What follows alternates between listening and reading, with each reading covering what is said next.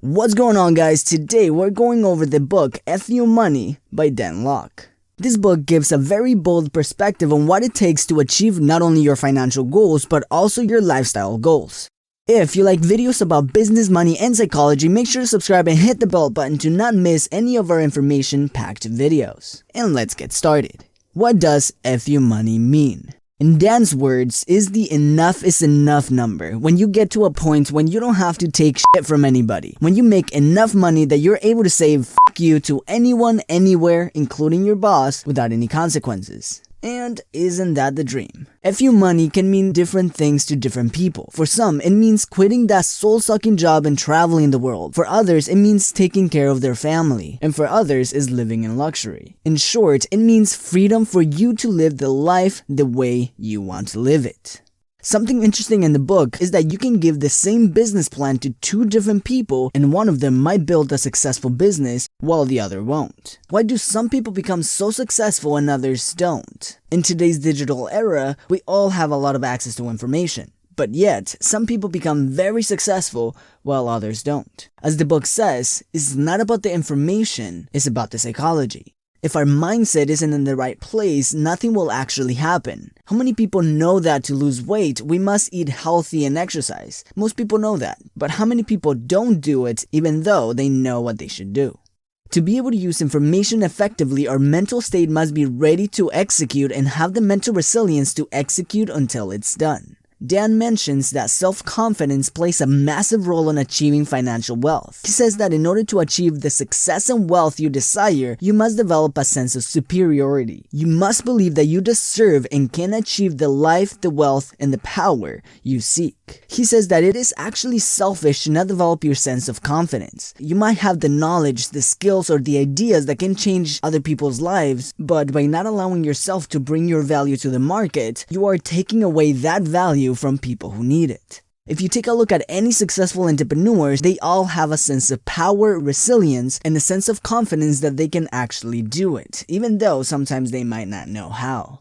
If we don't develop this skill, we'll be limiting ourselves and the world from our potential. So having the mentality to be bold, to be resilient, knowing that you deserve the life and the wealth you want, will help you achieve it. Because it is not as much about the information as it is about the mindset. Number 2, your magic number. What if I asked you, how much is your time worth? How much money is 1 hour of your time worth? Do you have a number? Most people don't ever think about having a monetary value placed on their time. But by not assigning an exact value to our time, we are not as effective at making decisions on how to best use our time. Dan explains that by knowing how much your time is worth in terms of money, you begin to make better decisions that get you closer to your financial goal. He calls this the magic number. This is the exact number of dollars each hour of your time needs to be worth in order for you to achieve your financial goals. If you don't know your number yet, let's figure it out right now.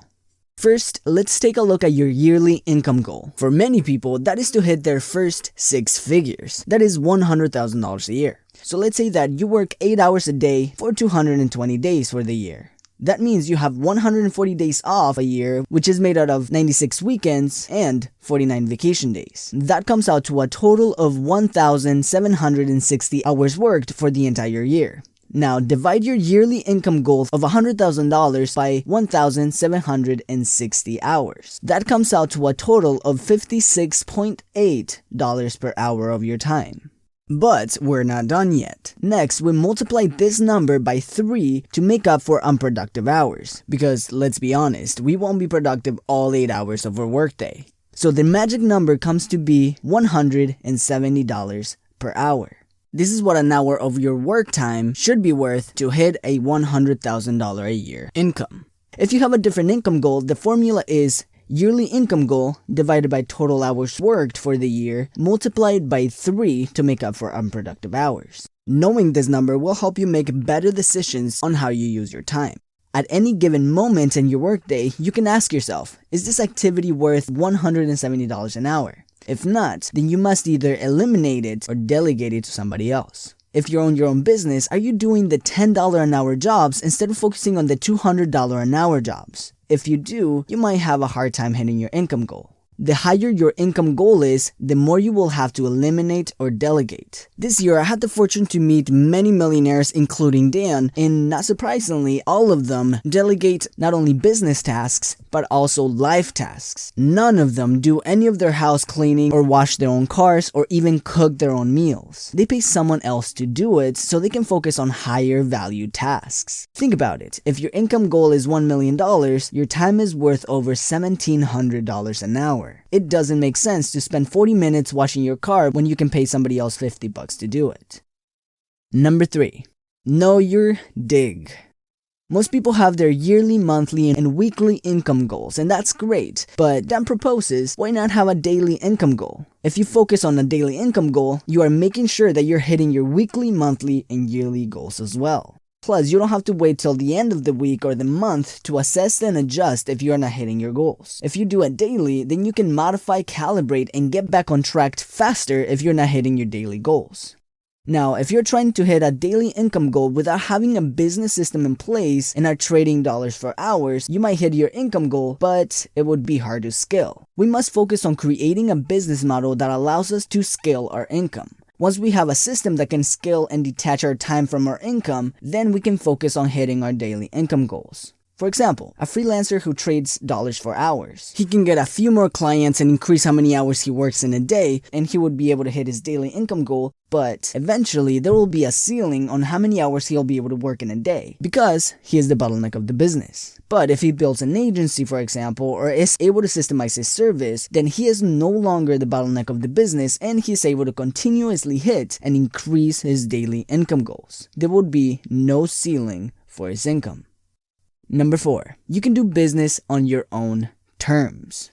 Recently, I had a client looking to pay me for a consulting session to go over their social media and build a strategy to grow their business's online presence. After a few email exchanges and phone calls, I learned that this client was extremely inconsistent at answering my emails and began to reschedule many of our phone calls. I politely let him know that this is not the way I do business, but nothing really changed. So I wrote an email saying that unfortunately I wasn't going to be taking them as a client simply because they did not fit with the way I do business. Something that Dan talks about is that you can do business your way. You have absolutely no obligation to work with clients who don't fit your standards. But many entrepreneurs still work with these clients because they just want the money. But many of these clients can be very stressful and can take more time and energy in the long term.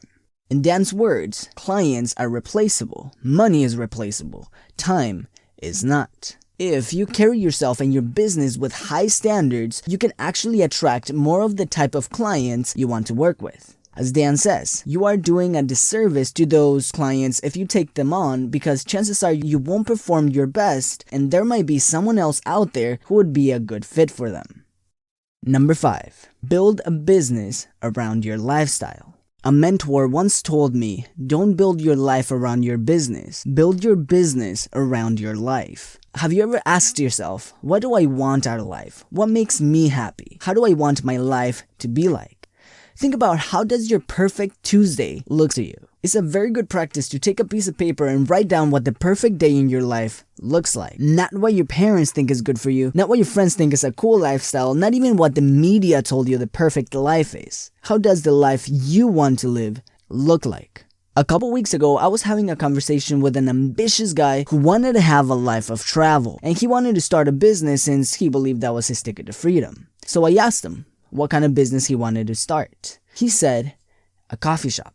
I asked him why he wanted to start a coffee shop, and he said that it was his father's idea. The problem here is that the business model does not make it easier for him to live the desired lifestyle he wanted. There's a belief that if you want to achieve your own dream lifestyle, you must start a business. Any business. If you're successful, then you can live any way you want. But in many cases, entrepreneurs end up married to their business and not being able to actually live their life on their terms because they started a business and built their life around it. I have a few friends who are not super wealthy but are living the dream. As they build their business, they are able to live on their own terms. They're able to work on what they like doing while living anywhere they want. all because they built a business around their life. See, many people have no desire to be millionaires, and that is totally fine. Some people see their ideal life traveling the world, meeting new people, and experiencing new cultures without any of that fancy stuff. Many others want a comfortable life with their families. Others want the mansions, the cars, and the private planes,